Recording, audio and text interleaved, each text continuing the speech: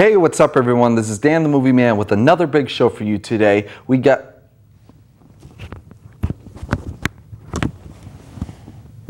Hey, I just realized something. It's May. You know what that means? I'm just making something up here. That's right, it's fan season. This is a part of a show where during the months of May, June, July, and August, I'm going to show my true colors. Now, what fan season is, during these months, these are where the big blockbuster summer movies come out. Now, back in 2007, for as long as I can remember, all the big summer blockbuster movies came out, whether they were really good or really disappointing. One disappointment that a lot of people find is Spider-Man 3.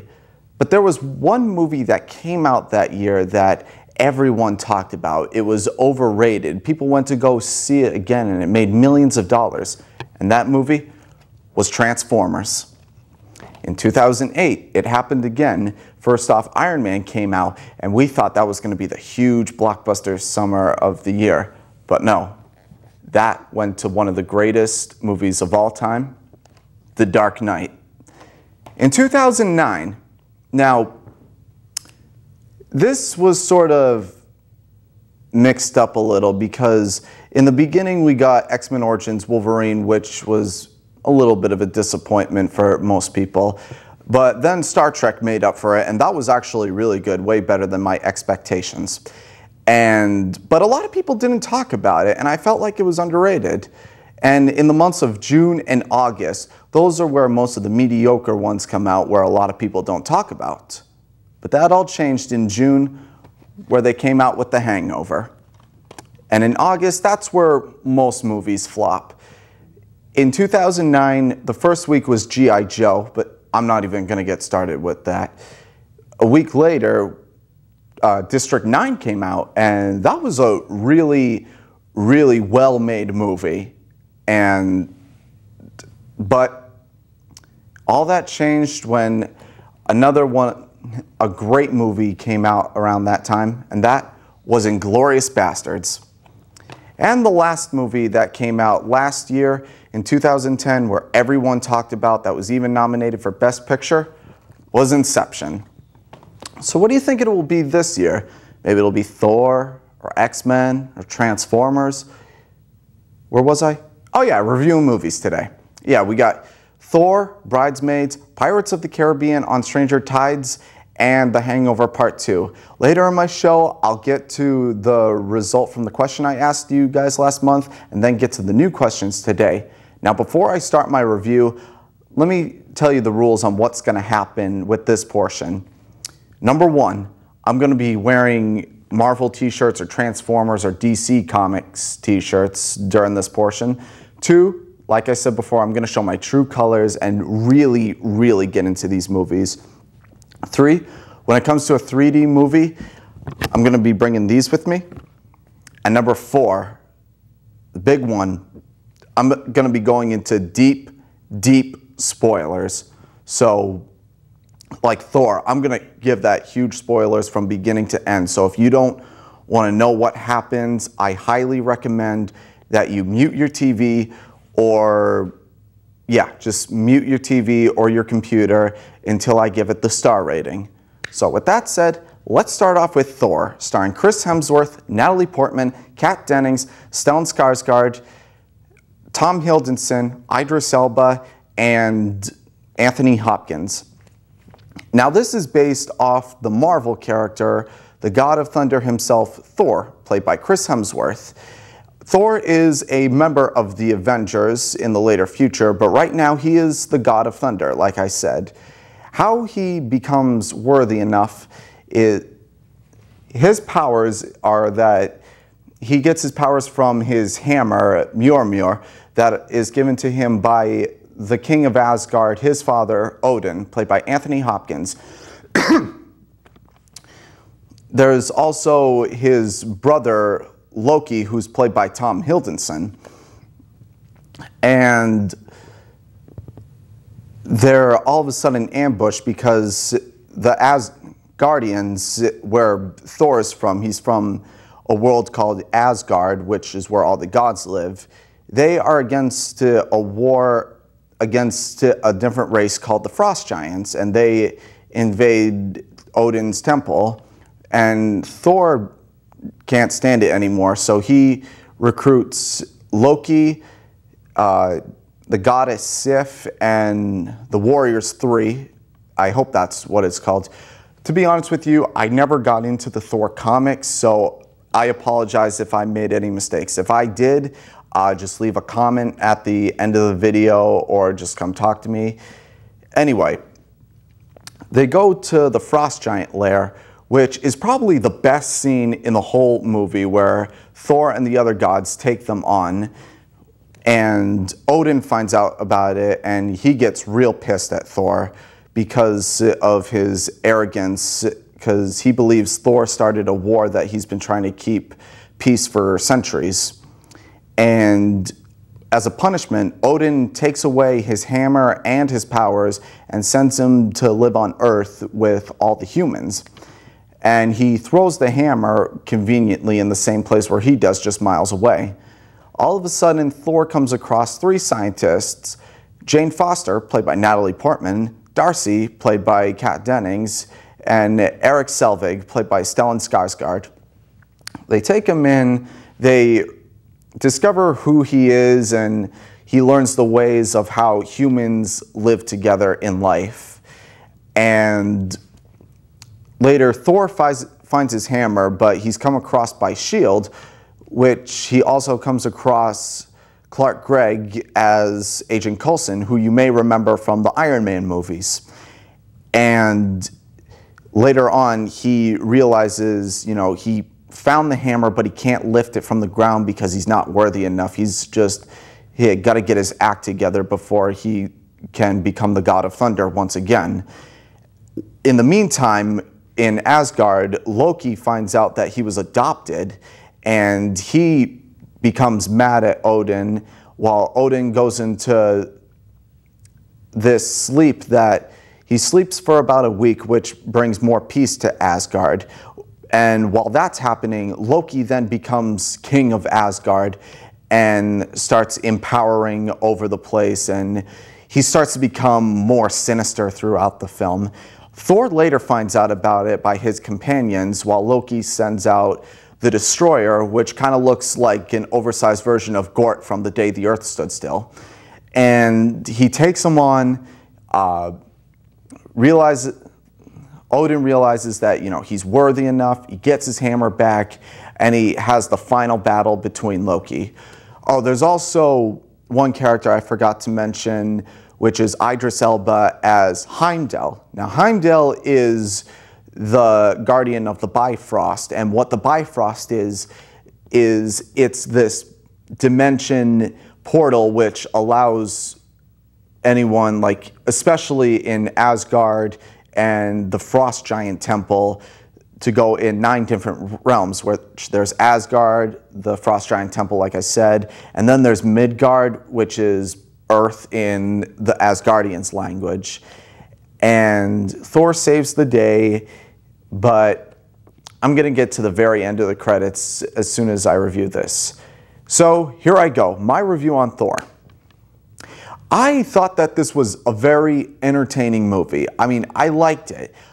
I didn't love it, I liked it. Not as much as Iron Man 1 or 2, but still very, very decent.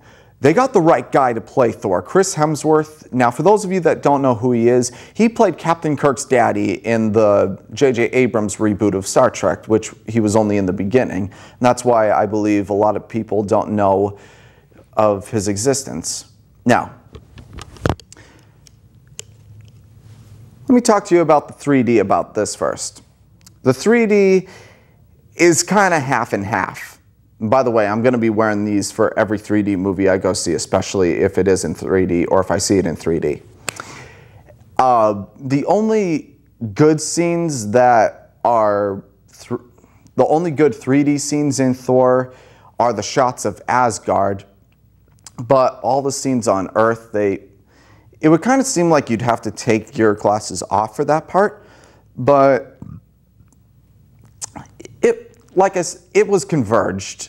I mean, like I said before in my past few episodes, it goes 50-50.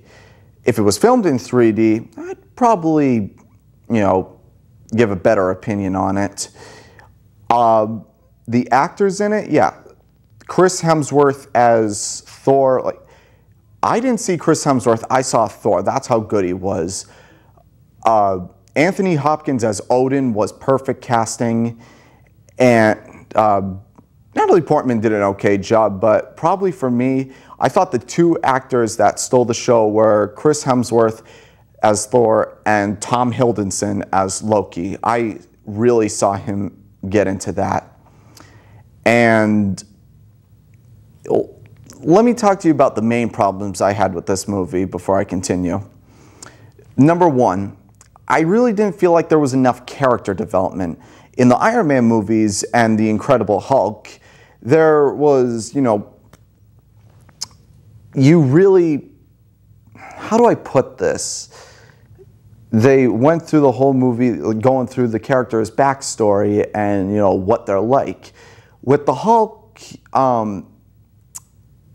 you kind of felt like he really didn't need to be developed too much because we already got to know who he was because of the Eric Bana film. And, well, with Thor, I didn't think they developed him enough. I mean, we see him as a kid, and then we see him as an adult with the hammer, and they said that whoever's worthy shall possess the hammer. But in the beginning, they show him as an arrogant jerk. So what did he do so special that it would be, what did he do so worthy to get the hammer? I think that what they should have done, they should have shown Thor in his teenage years on why Odin chose Thor over Loki, and that would have probably made it even better. Or I think they already have a DVD for that, for an animated version of Thor, when Thor and Loki were really good friends before they became enemies. Number two, I felt like it was really predictable. I felt like it wasn't anything special. I was just waiting, come on, come on, come on, get it over with. And this follows to the very end. Now that I found a little predictable because Thor and Loki have a battle against each other and Loki falls into a black hole and we think that's the end of him. At the very end, we see Eric Selvig walking it through an underground lair, and he comes across Samuel L. Jackson as Nick Fury, and he shows him the Cosmic Cube. Now, what the Cosmic Cube is this object that allows the holder to control reality or alter it somehow. I have a feeling that it's gonna have a major part in the Avengers movie, and I have a feeling that they're gonna reference it in Captain America or explain it better in that. And we see Loki, and it turns out that Loki is going to be the villain in it, but it's gonna be, it's kind of hard to explain because he was in a reflection and we don't know how he comes back to life. How does he get from Asgard or wherever he was dropped into Earth? And the third main problem I had with this was Kat Dennings. Now, don't get me wrong, I like Kat Dennings, but I felt like her character was really unnecessary. She served no purpose to the story, just saying stupid lines. And every time I just heard her, it was just, oh my God. But out of all that, I felt like it was a good movie. I didn't think it was spectacular. If I had kids, I'd probably go take them to see it. If you have kids, they would probably love it. So with that said, I'm going to give this 4 stars. Next up is Bridesmaids, starring Kristen Wiig, Maya Rudolph, and Rose Byrne. Now, this is a comedy that involves 6 women that are preparing a wedding for Maya Rudolph.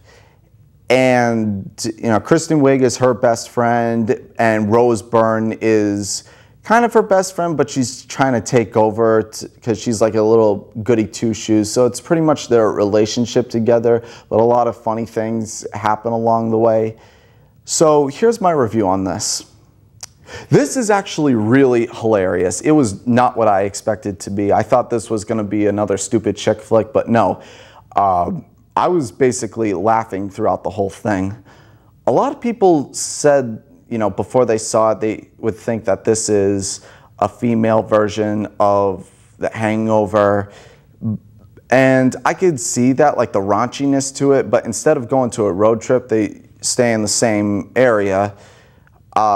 And it also proves that Kristen Wiig can do more than just SNL skits. It really shows her as a really developed character. And Maya Rudolph was funny. Rose Byrne was really good. I'm usually seeing her in serious roles, and I love seeing her in this. I mean, she really played a really arrogant character.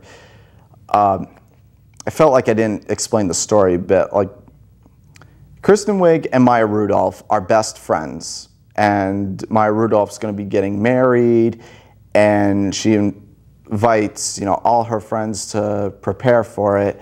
But like I said, crazy things go along the way between Kristen Wiig, Maya Rudolph, and Rose Byrne's relationship together. Really isn't that much to describe, as much of a story to it, but I really thought this was hilarious. I highly recommend it.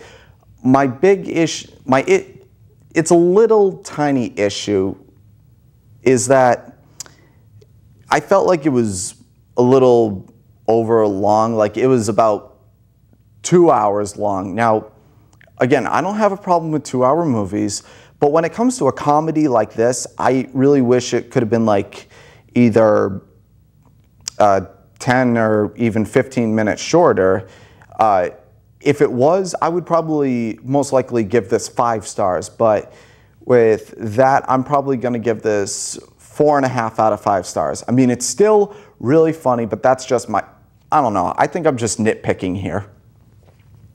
Next up is Pirates of the Caribbean on Stranger Tides, starring Johnny Depp, Penelope Cruz, Ian McShane, and Jeffrey Rush.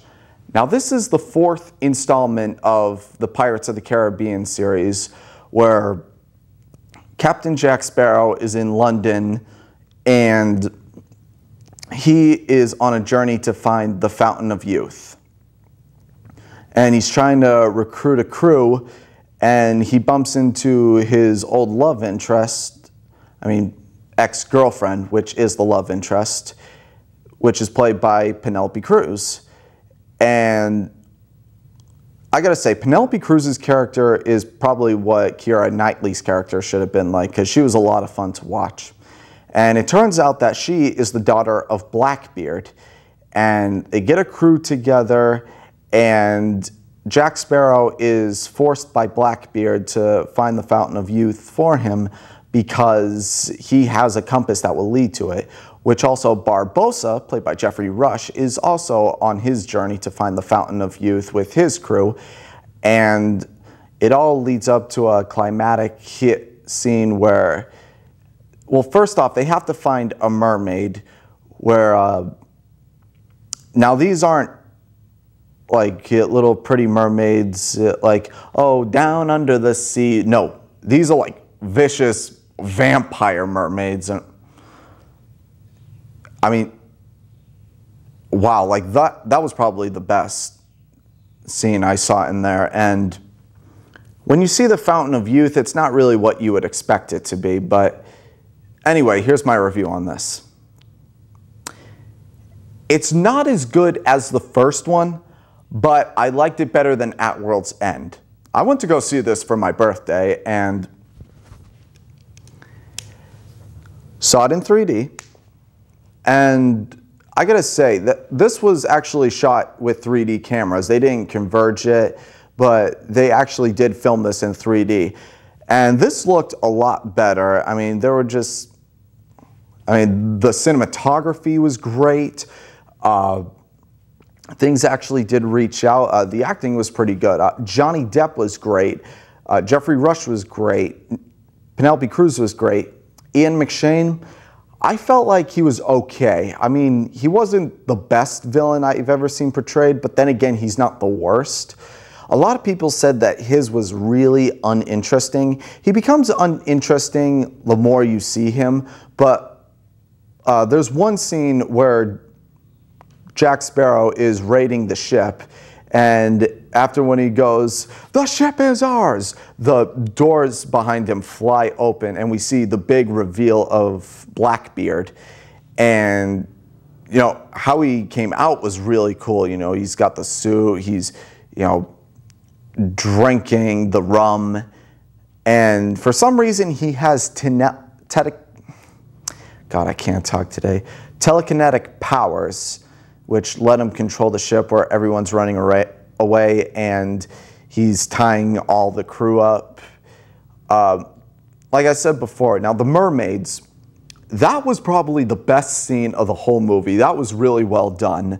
What they had to do was going through the water. They were kind of being hypnotized by their beauty, but what they said was that, never mind.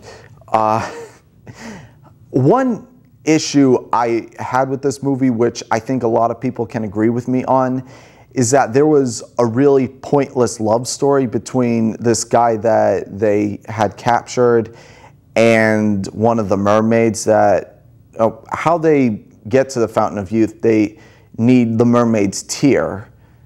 And I'm thinking, really? You went through all this trouble for a tear? And you felt like the love interest thing was part of Will and Elizabeth's type of story, which, by the way, they're not in the movie, which I'm kind of happy. At first, I was a little down because I thought, oh, come on, they're iconic characters. I mean, but then I realized, you know, they already have their own happily ever after, and, you know, they weren't that interesting. But because everyone wants to see Jack Sparrow. He is the main reason why we see Pirates of the Caribbean movies. You never hear someone go, hey, you want to watch Pirates of the Caribbean? It has Keira Knightley in it, or Orlando Bloom. No, we want to see Johnny Depp be a flamboyant pirate. I mean, that's what I paid my money for. And yeah, Jack Sparrow is pretty much Johnny Depp's most badass role. And every time it showed the scenes with the guy and the mermaid, like everyone in the theater was groaning like, oh, come on, get back to Sparrow and Penelope Cruz. I mean, we never really gave a crap about Will and Elizabeth, so what makes you think we're going to give a crap about these two that hardly have any character development? Hell, I didn't even know their names until one of the guys, I think, guessed her name or named her, or she might have told his name, I don't know. He goes, her name is Serena. I would have thought it would be really funny. It's like, the mermaid's name, she's Serena. I'm Mary. Quiet, Serena. Yeah, I mean, I thought it was decent. I didn't think it was fantastic or spectacular. It's not a terrible movie. I mean, if you're a Johnny Depp fan or a Pirates of the Caribbean fan, then I highly recommend it. If not, then I'd probably wait for the DVD. So with that said, I'm going to give this 3.5 out of 5 stars. Last but not least, The Hangover Part 2, starring Zach Galifianakis, Bradley Cooper, Ed Helms, Justin Bartha, and Ken Jeong. Now this is the sequel to the high-grossing movie The Hangover, which is a really funny movie. I highly recommend it. And this time, Stu gets married, who is played by Ed Helms, and he gets married to Jamie Chung. So first he gets Heather Graham, and now he gets Jamie Chung. I'm like, why can't I be Ed Helms for once?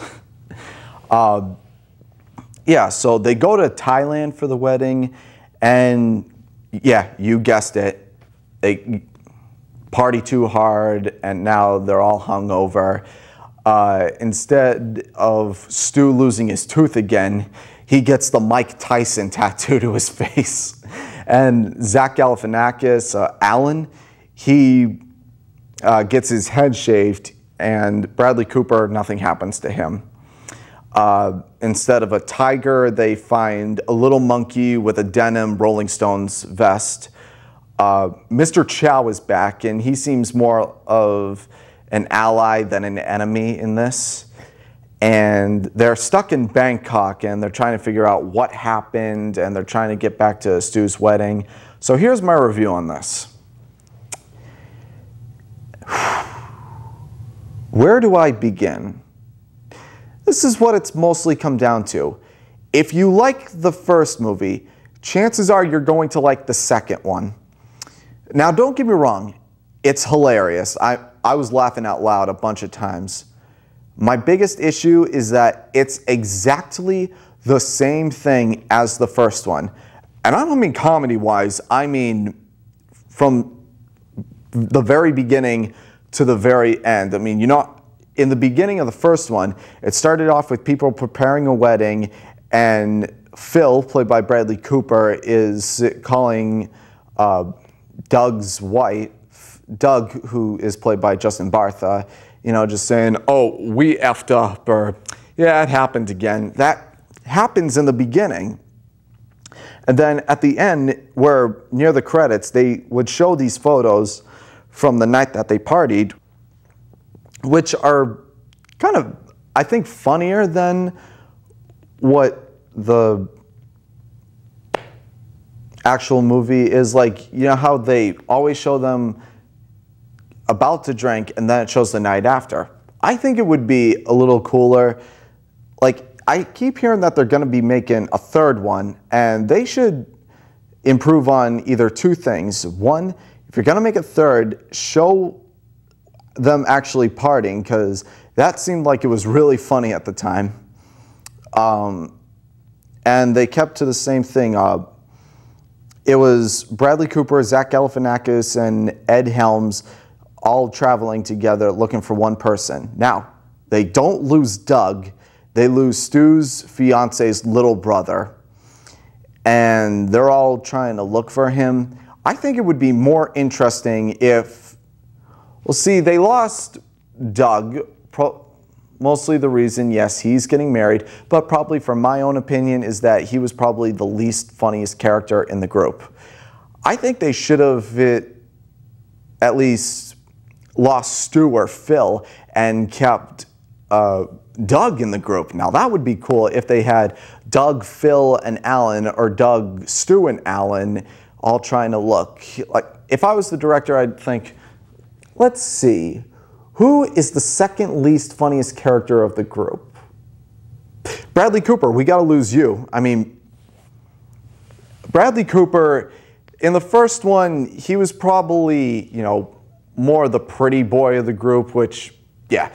And, he was not as funny as Zach Galifianakis or Ed Helms. But in this movie, I think he really improved. He seemed a little bit more funnier than he was before.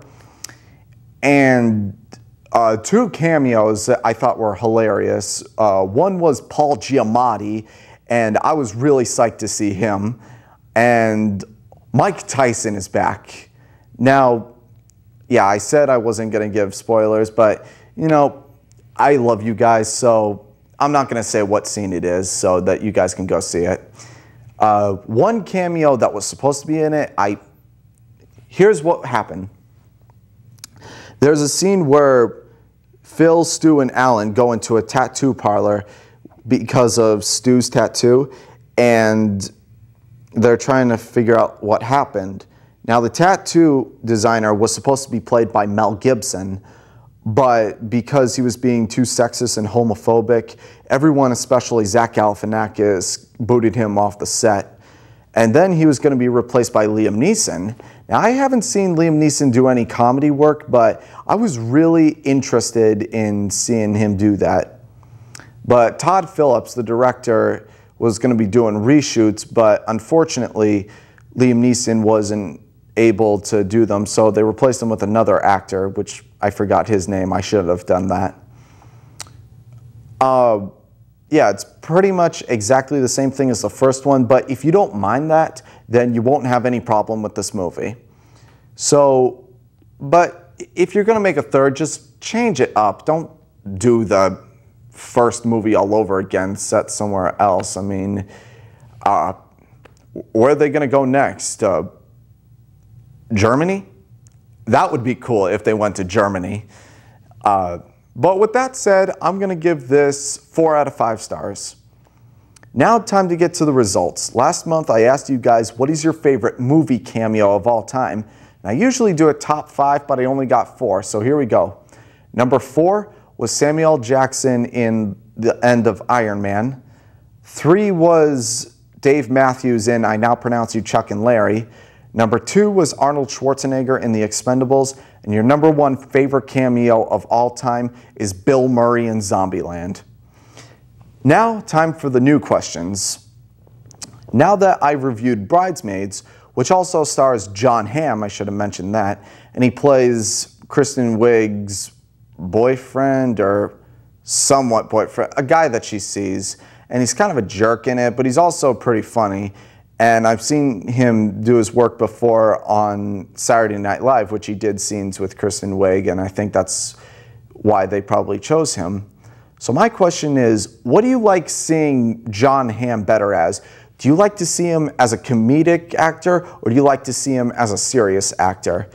When I saw him on Saturday Night Live for the first time, I thought he was great. I mean, I think he has a really good sense of humor in real life. When I saw his Scott Brown impression, I could not stop laughing. But then again, he also is really good at serious roles, like his performance as Don Draper in Mad Men and his performance in The Town. So, yeah. Do you think he's better at being comedic or serious? Let me know. Number 2, now that I've reviewed The Hangover 2, which do you think is better? Number 1 or number 2? And the third last question. Now, a trailer came out recently, I think yesterday. Yeah, it came out yesterday. And it's a remake of a foreign film that came out in 2009. Kind of like the same way how they did Let Me In. Now, before I continue, let me just say, in 2008, there was a Swedish film called Let the Right One In. It was a very successful vampire film, which I think it won Best Picture for. I'm pretty sure it did. And 2 years later, I reviewed Let Me In, which everyone says is a fantastic remake, a really good adaptation. I thought it was okay. I mean, I'd have to see the original to compare it to be really good, so I don't know. I mean, I thought it was weird. Anyway, the movie that they're going to be doing this year is The Girl with the Dragon Tattoo. Now, that was another Swedish film that came out in 2009, and now they're going to be remaking, or so-called reimagining, an American version in December. And I thought, really? You're going to remake a foreign film that came out 2 years later? We've already seen this before. But then I shut up and thought, you have my attention, when I found out who was going to star in it and who was going to direct it. I found out that Rooney Mara, I think that's her name, is going to be playing the girl. She was Nancy in the remake of Nightmare on Elm Street, and she was the love interest in Youth in Revolt. And the other cast in it is Daniel Craig, Stellan Skarsgård, Robin Wright, and Christopher Plummer. And then I found out that David Fincher, the same guy who did Seven, Fight Club, Curious Case of Benjamin Button, and The Social Network, found out that he was going to be directing it. And I'm really psyched now. I have a feeling that this is going to win some Oscars, since a lot of the Oscar-nominated movies are going to be playing in December. So my big question is, now that the trailer has been released for The Girl with the Dragon Tattoo, do you approve or disapprove? Do you think that this will be a big success, or do you think this will flop at the box office? Now, before I go, I want to send a shout out to my good friend Abby, who goes to Sandwich High School. I promised her a shout out, and I did. So hello, I hope you're watching, and I hope you enjoyed. Until then, this is Dan the Movie Man, signing off. Now, if you'll excuse me, I gotta go see X-Men First Class.